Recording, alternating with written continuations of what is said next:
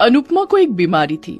उसके नाखून रातों रात बड़े हो जाते थे और आसानी से वो अपने नाखूनों को काट भी नहीं पाती थी, क्योंकि उसके नाखून बहुत मजबूत थे। उसे नेल कटर से भी काटा नहीं जा सकता था। अनुपमा को जब स्कूल में पढ़ाने की नौकरी मिली तब उसकी माँ ने उसे कहा, बेटी तेरे खुद के नाखून इतने बड़े हैं, तू स्कूल के बच्चों के नाखून कैसे चेक करेगी? मजाक मत करो माँ, वैसे ही मैं बहुत परेशान हूँ।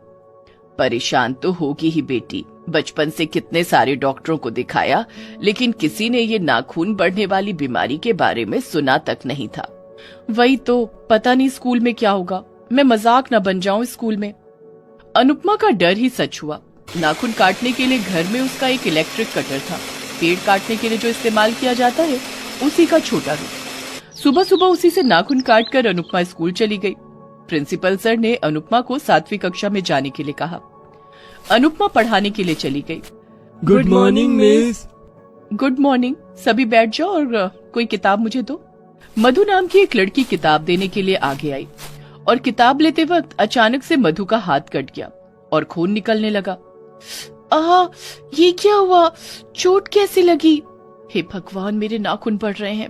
अनुपमा के नाखून बढ़ रहे थे। नाखून से मधु को चोट लग गई थी। अनुपमा ने जल्दी अपने नाखून छुपा लिए। मधु को प्रिंसिपल के पास ले जाया गया। चोट कैसे लग गई बच्ची?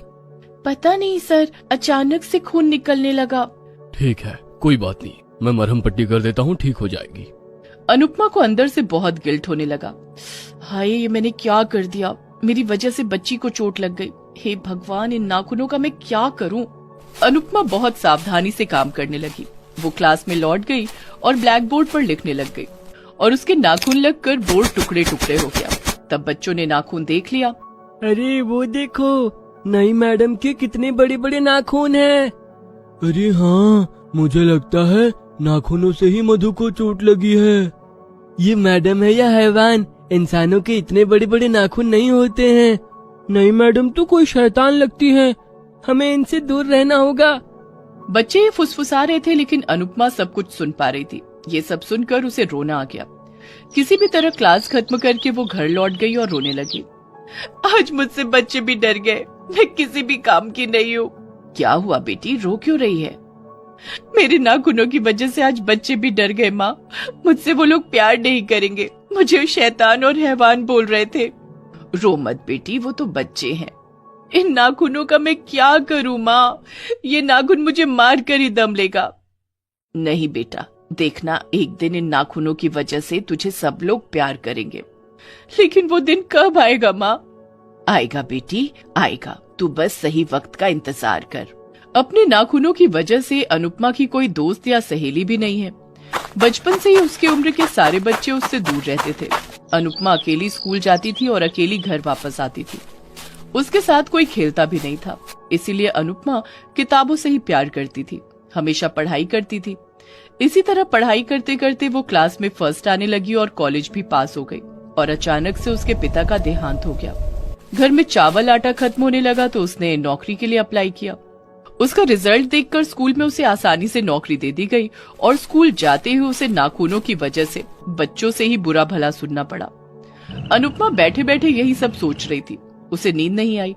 अगले दिन वो स्कूल गई और देखा आधे बच्चे स्कूल नहीं आए हैं। क्या बात है अनुपमा, तुम्हारी क्लास के बच्चे स्कूल क्यों नहीं आए हैं? पता नहीं प्रिंसिपल सर, कल तो सभी आए थे। ठीक है, कल आने दो इन लोगों को, मैं बात करता हूँ। अनुपमा को मन ही मन पता था कि बच्चे क्यों नहीं आए थे। बच्चे उससे डर गए थे। अनुपमा क्लास खत्म करके टीचर्स रूम में बैठ गई। बाकी टीचर्स खाना खा रहे थे, लेकिन अनुपमा अपने नाखूनों की वजह से हाथ छुपा कर ही बैठी थी। तभी लिपिका मैडम ने अनुपमा से कहा, क्या बात है नई टीचर, खाना लाना भूल गई हो क्या? नहीं नहीं, खाना है। अच्छा समझ गई, तुम शर्मा रही हो, ये लो मैं खिला देती हूँ। लिपिका अनुपमा को खिलाने के लिए आगे आई और अनुपमा ने हाथ आगे किया। अनुपमा के नाखून बहुत ज्यादा लंबे हो चुके थे। अरे ये क्या, इतने लंबे नाखून? नाखून है या तलवार?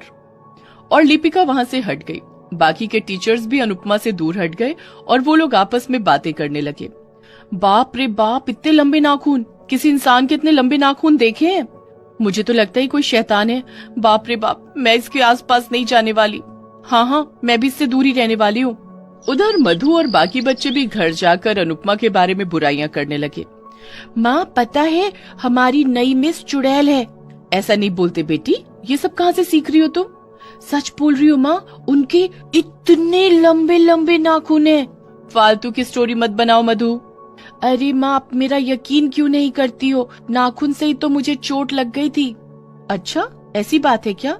हाँ माँ, मैं स्कूल नहीं जाऊंगी, मुझे बहुत डर लग रहा है। लेकिन स्कूल तो जाना ही होगा बेटी। नहीं, मैं स्कूल नहीं जाऊंगी, मैं नहीं जाऊंगी। मधु की तरह बाकी बच्चे भी डरे हुए थे। उन्होंने भी स्कूल आने से इनकार कर दिया। प्रिंसिपल बहुत चिंता में पड़ गए। ये क्या हो रहा है? दिन ब दिन अटेंडेंस कम क्यों हो रहे हैं? ऐसे ही चलता रहा तो हमें भूखा मरना होगा। तभी लिपिका मिस बाकी टीचर्स को लेकर वहां आई और बोली, प्रिंसिपल सर, मुझे लगता है सारे बच्चे डर गए हैं। डर गए हैं? लेकिन किससे? नई टीचर से, अनुपमा से डर गए बच्चे। अनुपमा से? लेकिन अनुपमा ने क्या किया? आपने उसके नाखून नहीं देखे क्या? नहीं तो। चलिए दिखाती हूँ। प्रिंसिपल चुपके से क्लास के अंदर झांक कर देखने लगे। अनुपमा के तलवार जैसे लंबे नाखून थे और वो नाखून सूरज की रोशनी से चमक रहे थे। अरे ये तो सच है, इतने लंबे नाखून। अगले दिन स्कूल के बाहर बच्चों के माता पिता आकर भीड़ लगाने लगे। हमारी मांग पूरी करो, नहीं तो हमारे बच्चे इस स्कूल में नहीं पढ़ेंगे। प्रिंसिपल सर बाहर आए। क्या बात है, कैसी मांग? हमारे बच्चे नई टीचर से डर गए हैं। उनकी उंगलियों में लोमड़ियों के जैसे नाखून हैं। हाँ, मैंने देखा है। नई टीचर को स्कूल से निकालना होगा, नहीं तो हम हमारे बच्चों को दूसरे स्कूल में पढ़ाएंगे। नहीं नहीं, ऐसा मत कीजिए, मैं देखता हूँ। प्रिंसिपल ने अनुपमा को ऑफिस में बुलाया। अनुपमा रोते हुए आई। मुझे पता है सर आप क्या बोलोगे, लेकिन इसमें मेरी कोई गलती नहीं है सर। मेरे नाखून बचपन से ही ऐसे है।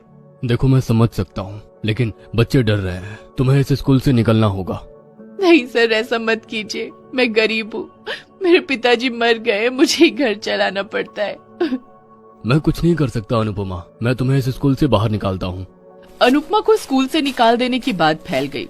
अनुपमा स्कूल से बाहर गई और सारे बच्चे अंदर आ गए।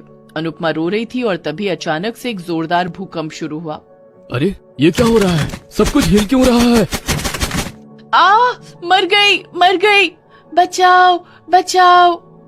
भूकंप की वजह से पूरा स्कूल टूट पड़ा और उसके अंदर सभी बच्चे और टीचर फंस गए। अंदर से चीखने चिल्लाने की आवाज आ रही थी।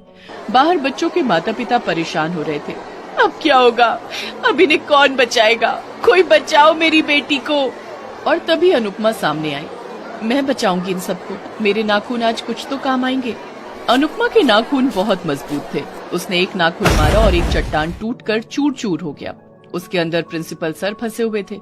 वो बाहर आए। बहुत बहुत धन्यवाद अनुपमा, तुमने मेरी जान बचाई।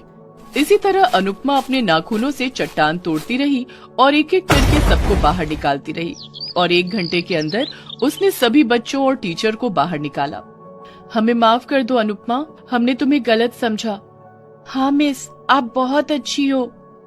सभी अनुपमा को गले लगाने लगे। रातों रात अनुपमा अपने नाखूनों की वजह से फेमस हो गई। चारों तरफ उसकी तारीफ होने लगी और उसे सरकार के इमरजेंसी विभाग में नौकरी मिल गई। नाखूनों की वजह से उसे इज्जत मिलने लगी और वो खुशी खुशी जीने लगी।